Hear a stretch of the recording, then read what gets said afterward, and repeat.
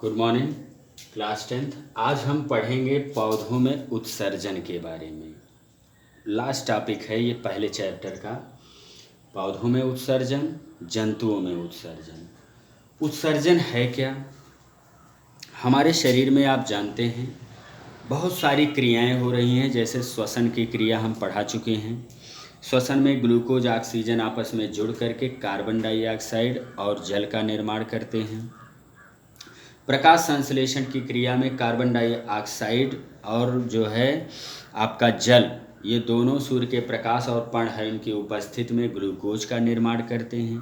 यानी कंस्ट्रक्शन और डिस्ट्रक्शन की प्रोसेस हो रही है, उपापचयी क्रियाएं हो रही हैं। इन क्रियाओं से कुछ हानिकारक पदार्थ मुक्त होते हैं, कुछ अनावश्यक पदार्थ मुक्त होते हैं। अगर ये अनावश्यक पदार्थ हमारे शरीर में एकत्र होते रहें तो धीरे धीरे हम ये पॉइजन का रूप धारण कर लेंगे, जहरीले हो जाएंगे, जो कि हमारी बॉडी में हानि पहुंचाएंगे। तो इस हानिकारक पदार्थों को निकालना आवश्यक हो जाता है। तो और ये जो हानिकारक पदार्थ होते हैं, वेस्ट प्रोडक्ट होते हैं, ये पौधे चाहे हों चाहे वो जंतु हों, सभी के शरीर से इनको बाहर निकालना अति आवश्यक हो जाता है। तो इसी हानिकारक विषैले पदार्थों को शरीर से बाहर निकालने की जो प्रक्रिया होती है उसे ही हम उत्सर्जन कहते हैं।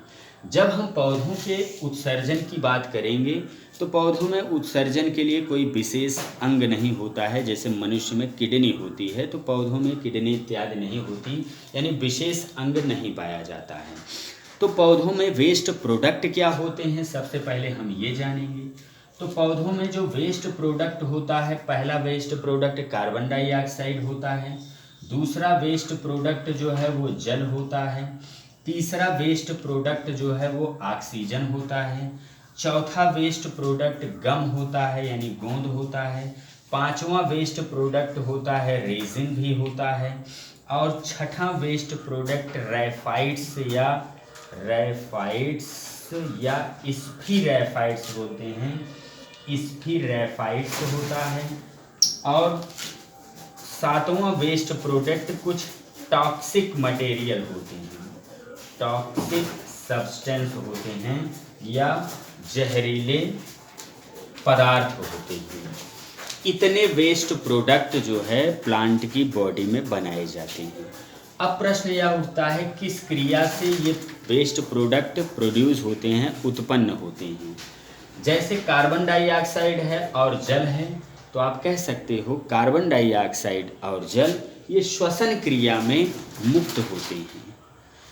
लेकिन जब ये श्वसन क्रिया दिन के समय होती है तो दिन के समय प्रकाश संश्लेषण की क्रिया चल रही होती है।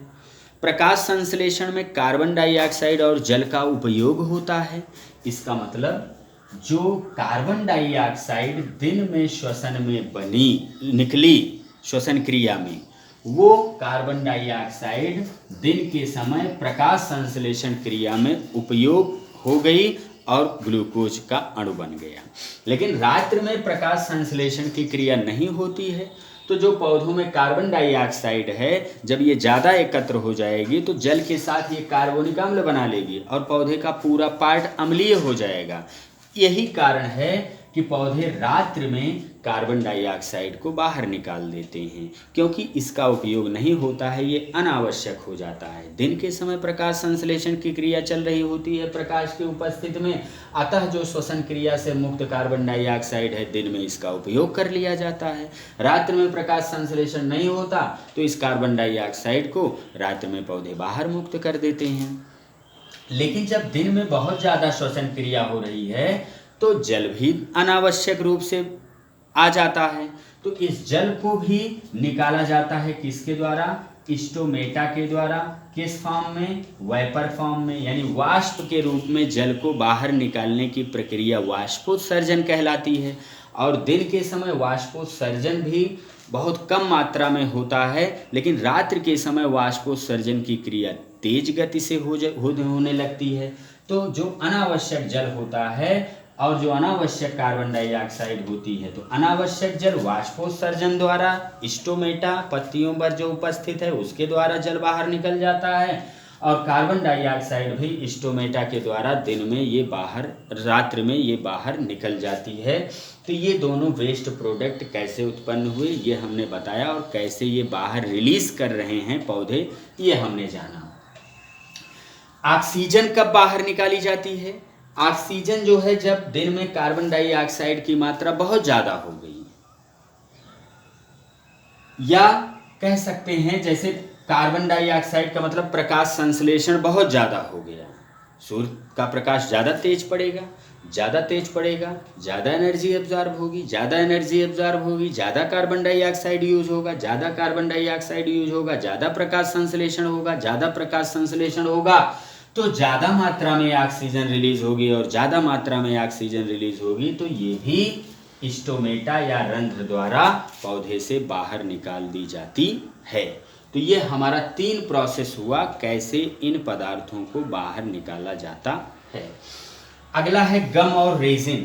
कुछ ऐसे प्लांट होते हैं, कुछ ऐसे पौधे होते हैं जो गोंद या रेजिन जो है निकालते हैं। जैसे रेजिन यानी दूधिया तरल पदार्थ, दूध टाइप में जो है निकालते हैं, मदार हो गया, गूलर इत्यादि हो गया, तो दूधिया तरल पदार्थ रेजिन टाइप में इसको भी ये बाहर निकाल देते हैं क्योंकि अपशिष्ट पदार्थ होता है। और कुछ ऐसे जैसे बबूल का पेड़ है वो गोंद टाइप में बाहर निकालते हैं, वो भी कोशिकाओं का अपशिष्ट पदार्थ होता है। यानी गम और रेजिन के फॉर्म में ये पौधे अपशिष्ट पदार्थों को बाहर निकालते हैं। कुछ ऐसे पौधे होते हैं जो कि सॉलिड बॉडी यानी बिल्कुल ठोस क्रिस्टलीय फॉर्म में अपशिष्ट पदार्थों को अपने शरीर में इकट्ठा कर लेते हैं, एकत्र कर लेते हैं।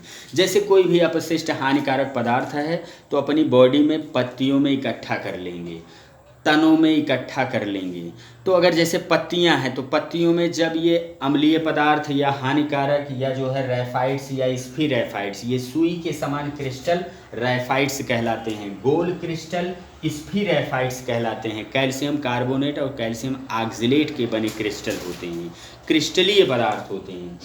तो ये क्रिस्टलीय पदार्थ जो बनते हैं ये पत्तियों में इकट्ठा होते हैं, या पुष्पों में इकट्ठा होते हैं, या फल में इकट्ठा होते हैं, और बाद में पौधों से जो एकत्रित पदार्थ हैं, पौधे की बॉडी से जो एकत्रित पदार्थ हैं वो पत्तियों में इकट्ठा होते हैं, तनों में इकट्ठा होते हैं। उनको क्रिस्टलीय फॉर्म में बाहर कैसे किया जाता है? जब पत्ती पुरानी हो जाती है तो जो पतझड़ का मौसम आता है उसी पत्ती वो शेड ऑफ हो जाती है, यानी गिर जाती है नीचे, और जिससे पौधे में जो अपशिष्ट पदार्थ हैं अब पत्तियों के द्वारा नीचे गिर गए। तो इस तरीके से इसको बाहर निकाला जाता है इन पदार्थों को। कुछ ऐसे जहरीले पदार्थ, टॉक्सिक पदार्थ होते हैं जो कि प्लांट जो होते हैं वो मिट्टी में छोड़ देते हैं, जहरीले पदार्थों को वो मिट्टी में चारों ओर उसको फैला देते हैं। तो ऐसे भी पौधे इन अपशिष्ट पदार्थों को बाहर निकालने का कार्य करते हैं।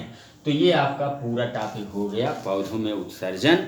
अब कल हम पढ़ेंगे मनुष्य में कैसे उत्सर्जन की प्रक्रिया होती है। Thank you.